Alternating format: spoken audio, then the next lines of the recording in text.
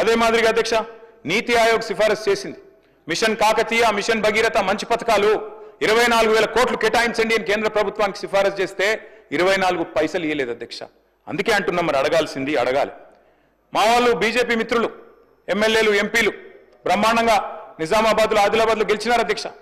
Dubai పోయి ప్రచారం చేసినారు. అక్కడ గల్ఫ్ కార్మికులు వలస కార్మికులు ఉంటే అక్కడ కూడా పోయినారు. మీకేదో చేస్తామన్నారు, గల్ఫ్ వాళ్ళని చూసుకుంటాం, పెద్దపీట చేస్తాం, బాగా చేస్తామన్నారు అధ్యక్ష. మరి ఒక్క రూపాయి పెట్టలేదు కదా అధ్యక్ష గల్ఫ్ కార్మికుల కోసం. మాట్లాడొద్దా?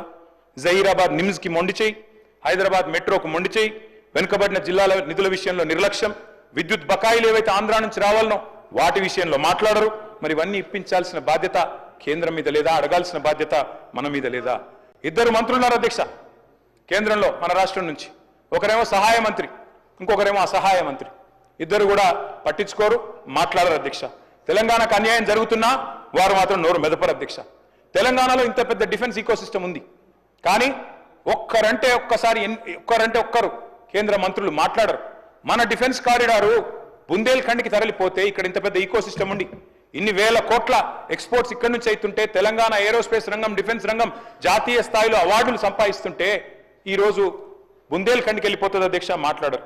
అదే మాదిరిగా అధ్యక్ష వ్యవసాయ మోటార్లకు మీటర్లు పెట్టాలని చెప్పి ఆనాడు ఉదయ్ స్కీమ్లో చేరాలని చెప్పి మా మెడ మీద కత్తి పెట్టినా, ఎఫ్ఆర్బిఎంలో అడిషనల్గా 0.5% ఇస్తాం, 30,000 కోట్లు 5 ఏళ్ల లోపల మీకు వస్తుంది తీసుకోండి అంటే కూడా మేము ఒప్పుకోలేదు. రైతుల విషయంలో రాజీ పడమని చెప్పినాం. అది మోటార్లకు మీటర్లు పెట్టే విషయమైనా వ్యవసాయ నల్ల చట్టాలైనా ఆ రోజు మేము ఒప్పుకోలేదు. నేను రాష్ట్ర ప్రభుత్వానికి విజ్ఞప్తి చేస్తా ఉన్నాను, మీరు కూడా దయచేసి వ్యతిరేకిస్తారని ఆశిస్తా ఉన్నాం. ఎందుకంటే వారు పెట్టే ఈ నిబంధనలు మంచిది కాదు అధ్యక్ష. మేము బలంగా నమ్మేది ధర్మంతో కూడిన రాజకీయాలు చేయాలి తప్ప రాజకీయాల్లోకి ధర్మాన్ని లాగకూడదు అధ్యక్ష. పెద్దలు కేసీఆర్ గారు ఆయన ముఖ్యమంత్రిగా ఉన్నప్పుడు బహుశా ఆయన చేసినన్ని యాగాలు ఎవరు కూడా చేసి ఉండరు అధ్యక్ష, ఒక ముఖ్యమంత్రి పదవిలో ఉన్నవాళ్ళు.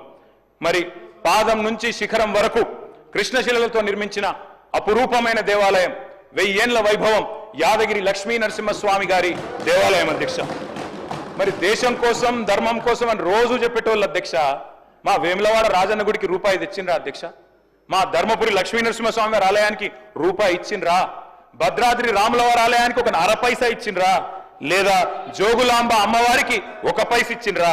కొండగట్ట అంజన్న ఆలయానికి 1 రూపాయి వచ్చిందా అధ్యక్ష? బాసర సరస్వతి ఆలయానికి 1 రూపాయి తెచ్చిండ్రా? కురుమూర్తి ఆలయానికి 1 పైసా ఇచ్చిండ్రా? అందుకే అంటున్న అధ్యక్ష, నేను అడగాలే, అడగకపోతే స్పందించరు. సమ్మక్క సారక్క జాతర అధ్యక్ష ప్రపంచంలోనే అతిపెద్ద గిరిజన జాతర. అద్భుతంగా మేమున్నప్పుడు నిర్వహించాం, మీరు కూడా నిర్వహిస్తారని ఆశిస్తున్నాం అధ్యక్ష. సమ్మక్క సారక్క జాతరకు జాతీయ హోదా ఇవ్వాల్సిన అవసరం లేదా? మహాకుంభమేళాకేమో ఇవాళ కేంద్ర ప్రభుత్వం 2100 కోట్లు ఇచ్చింది అధ్యక్ష ఉత్తరప్రదేశ్ రాష్ట్రానికి, 2100. అదే మరి మనకు ఒక 21 రూపాయలు కూడా ఇచ్చేందుకు మనసు లేదా? మరి ఎందుకు అధ్యక్ష వాళ్ళని అడగొద్దు? అందుకే అంటా ఉన్న అధ్యక్ష, అడగాలి. అడిగితేనే మరి అమ్మైనా అన్నం పెడుతుంది అధ్యక్ష. 5 ట్రిలియన్ ఎకానమీ అని పిఎం అంటున్నారు, మరి మన సీఎం ఏమో 1 ట్రిలియన్ ఎకానమీ అంటున్నారు. 1 ట్రిలియన్ ఎకానమీ అంటే ఏంటిది అధ్యక్ష? భట్టి గారు కూడా బడ్జెట్ స్పీచ్లో చెప్పినారు, డిప్యూటీ సీఎం గారు. $1 ట్రిలియన్ అంటే అధ్యక్ష ఇవాళటి ధరల్లో తీసుకుంటే 88 లక్షల కోట్ల అధ్యక్ష. ఇవాళ మన అసెంబ్లీ అంటున్నా, మన్నించాలి, మన రాష్ట్రం యొక్క జిఎస్డిపి సైజ్ చూసుకుంటే మనం ప్రస్తుతం 16 లక్షల కోట్ల కాడున్నాం. గ్రోత్ రేట్ చెప్పారు, జిఎస్డిపి గ్రోత్ రేట్ 10.1% అని చెప్పారు బడ్జెట్ స్పీచ్లో.